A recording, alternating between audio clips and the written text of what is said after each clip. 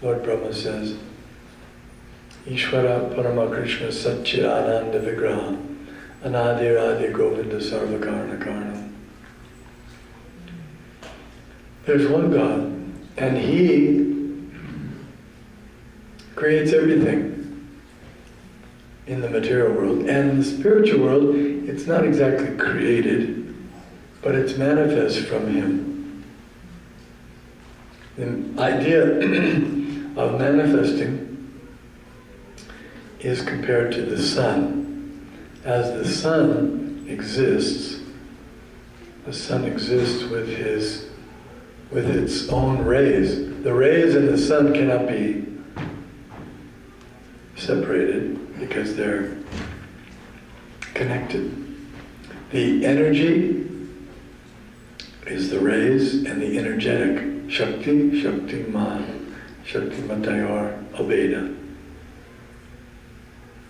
They're the same in one sense, but in another sense, they're not the same. But we can say that the material energy is coming from God, and that's correct. So, Sarvam Kalvidam Brahma, everything is Brahma. That's true. But at the same time, one should understand Brahmano hi pratishtaham amritasya vyasya cha.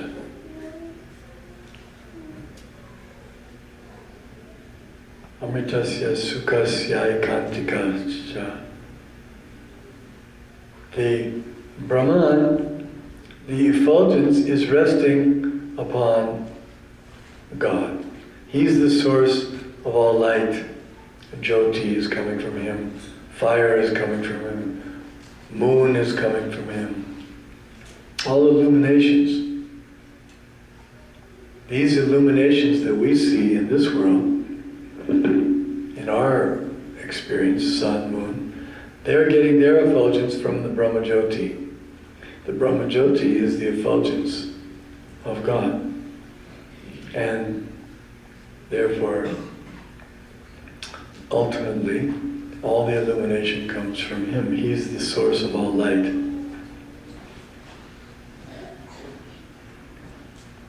Rasoham apsukonte prabhasmi shashi shuryo.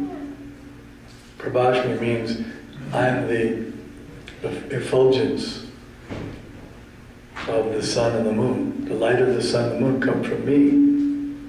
This is stated in Bhagavad Gita. There is nothing that doesn't come from Him, even bad things. Well, we may see them as bad things. Sometimes the question comes, well, if God is, if He's the source of everything, is He also the source of bad things like evil and hatred? But these things are also coming from Him, but they're misused. There is a place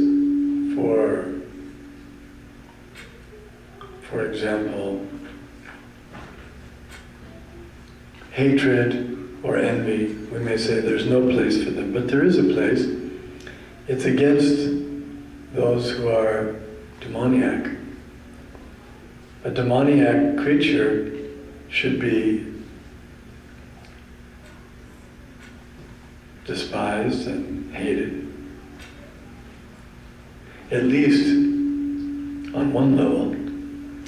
On another level, on a saintly level, a saintly person, he doesn't hate anyone because he sees everyone as spirit soul, and he sees everything is working under the direction of God, even so-called demoniac beings. But at least externally there can be some manifestation of hatred. So it has its place. But when it's misused, then we consider it to be evil or bad. But even violence can be used. For example, in Bhagavad Gita, Krishna says, Tasmad yujyashva bharata, stand and fight. So some people think, why did Krishna advise Arjuna to fight if fighting's so bad? But fighting is not always bad if it's used properly. Just like if you have some serious cancer, then the surgeon has to cut it out, and he has to use a surgeon's knife, and that's a very sharp knife, and he's cutting. So someone might think, why is the surgeon cutting this man? I thought he was supposed to be a good man. He's cutting him, blood is coming. But no, that type of violence is good, because it's for the betterment of the patient. Similarly, the violence that was enacted at Kurukshetra was also for the good of the whole society. When God recommends violence, it's good for everyone, it's not bad. Otherwise, God would be bad. How could God be bad? Who is to judge? What is the standard for judging what is right and what is wrong? What is morality?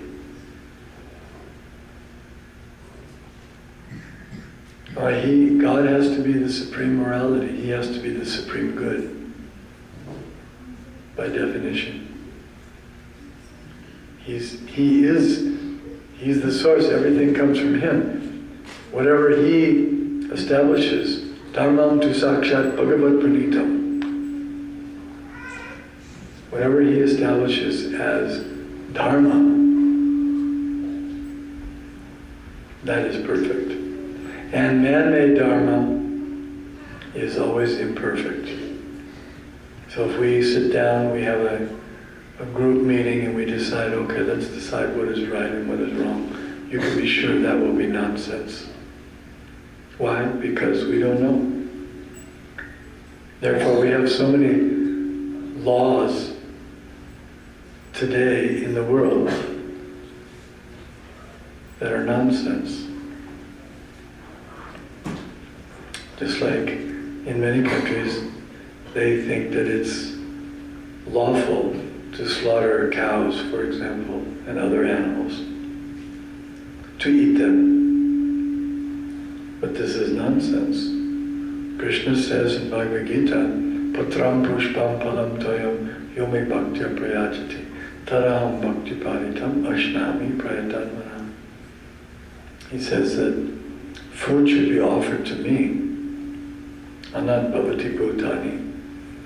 But the type of food that should be offered is grains and fruits and vegetables, milk products. Then I will accept it. But because people don't know what the law is, and they're trying to create their own laws, they're taking the position of God into their own hands, deciding what is right, what is wrong, who should live, who should die.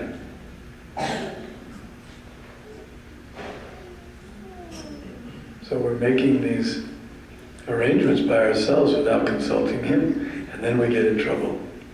We have so many problems. There's always some wars going on, there's always some pestilence, there's disturbances such as tsunamis, earthquakes, floods, hurricanes, drought, heat, cold, everything. This is called adidaivam miseries. Adibodhukam miseries inflicted by others. We may think, well, we like peace, but then some other group of people, they want to point their nuclear weapons at our heads. Well, that creates a disturbance. Because our system that we have manufactured will always be imperfect. We will never be able to solve the problems of the world by our own concocted ideas. We don't even know what the problems are, really, the real problems.